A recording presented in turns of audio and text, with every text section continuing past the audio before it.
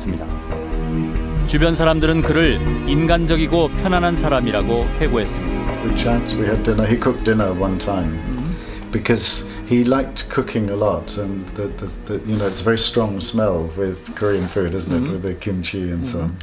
So he said, "Look, it may not always smell so nice to you, but come and taste it. It's delicious." Yeah, we did, and we had a very nice evening. And he told us his life story, you know, the whole. 그는 하루의 대부분을 이곳 케임브리지 클레어 홀에서 보냈습니다. He would have sat looking out this way.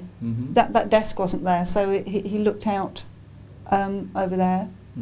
And this is where he spent every day when he was in Cambridge. How long?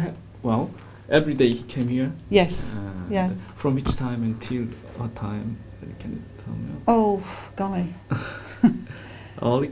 He used to be in most of the days, so maybe from 10 o'clock till the early afternoon. 연구에 몰두하지 않을 땐 유럽의 많은 인사들을 만났습니다. 민주화와 인권운동에 투신했던 그의 삶에 사람들은 큰 관심을 나타냈습니다.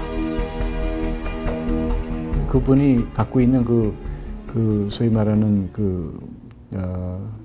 유명세가 있지 않습니까? 국제적으로 널리 알려진 투쟁, 뭐 또 감옥살이, 뭐 이런 것들이 이 서양 사람들이 볼 때는 그건 굉장히 멋있어 보이는 거라고도 할 수 있거든요. 그런 이제 뭐 선진국에서는 그런 일들이 별로 없으니까 소위 말하는 양심수, 정치범, 뭐 그래서 탄압받고 박해받은 그런 소위 말 순교자 비슷한 걸로 이렇게 바라보니까 굉장히들 평가를 높이 해요. 그는 영국과 독일 등 유럽을 돌며 세계 석학들과 만나 선진 정치 구조에 대해 토론을 하고 폭넓은 교류를 갖습니다. 그와 긴 시간 대화를 나눠본 사람들은 그를 지적 호기심이 무척 많은 정치인이라고 평가합니다. Career politician was someone who spent their whole life essentially as a politician because he is so intellectually curious. He's so interested in the world and why it is the way it is. And he's got such a broad vision of it. I mean, he has an extraordinarily broad way of seeing what is really happening in the world and what it means. 영국에서 지낸 6개월 동안 그가 끊임없이 고민했던 것은 한반도의 미래, 바로 남북 문제였습니다. 그는 이곳에서 통일이라는 민족 과제에 남은 생을 바치기로 결심합니다. 아트평화재라는 랜드는 그러한 초석이 됐죠. 거기서. 근데 그 아트평화재들이 해야 할 것이 뭐냐? 두 가지. 남북 통일과 통일에 전념하시는, 그 다음에 아시아 민주화. 그 두 가지 주제가 나온 데가 케임브리지입니다. 그러니까 상당히 중요한, 그게 결국에는 노벨 평화상까지 연결이 됐고요. 조국에 돌아온 그는 94년 아시아 태평양 평화재단을 설립하고 이사장에 취임합니다. 그리고 이듬해 해인 95년 정계의 파문을 일으키며 전격적으로 정계 복귀를 선언합니다. 저는 지난 40년 동안 많은 시련을 무릅쓰고 우리나라의 민주화와 평화 통일에 노력해 왔습니다. 이제 그 노력의 완성을 신당을 통해서 이룩하여 국민 여러분께 마지막 봉사를 하고자 합니다. 당시 김영삼 대통령이 실정을 거듭하고 야당은 비판과 견제라는 본래 역할을 다하지 못하고 있어서 이대로 보고 있을 수 없다는 것이 정계 복귀의 이유였습니다.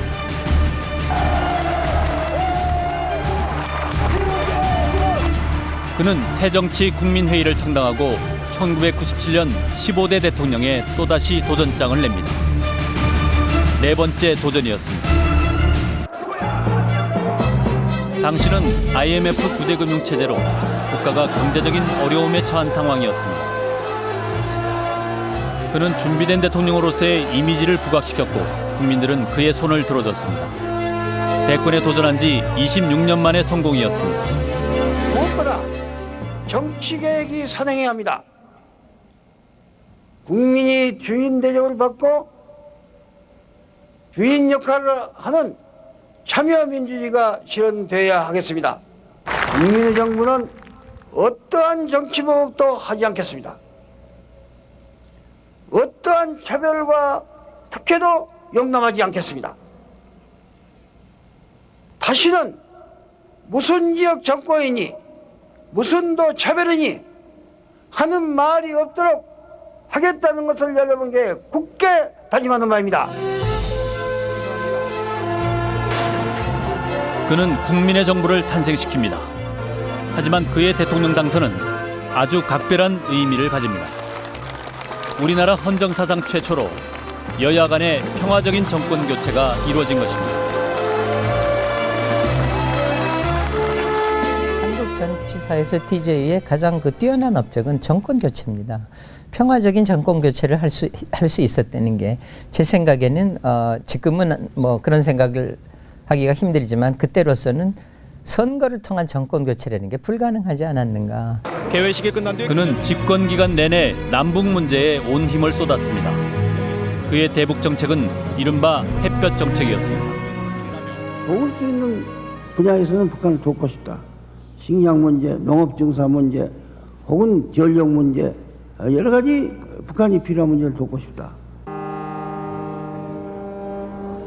그의 햇볕 정책에 힘입어 금강산 관광선이 첫 출항을 하고 남북 관계는 물꼬를 트기 시작합니다. 그리고 집권 2년도 안 돼 구제금융 체제를 극복하는 업적도 이뤄냅니다. 마침내 우리는 국민과 함께 다짐하고 결의한 바대로 1년 반 만에 IMF 외환 위기를 완전히 이겨냈습니다.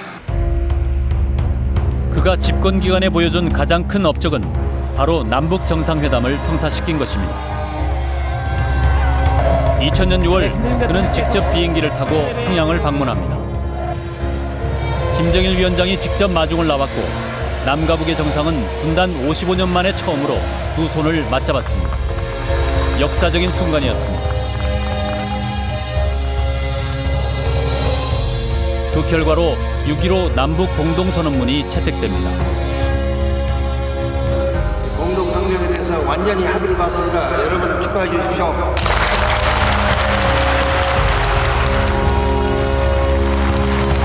비로소 한반도에도 화해의 싹이 트기 시작한 것입니다.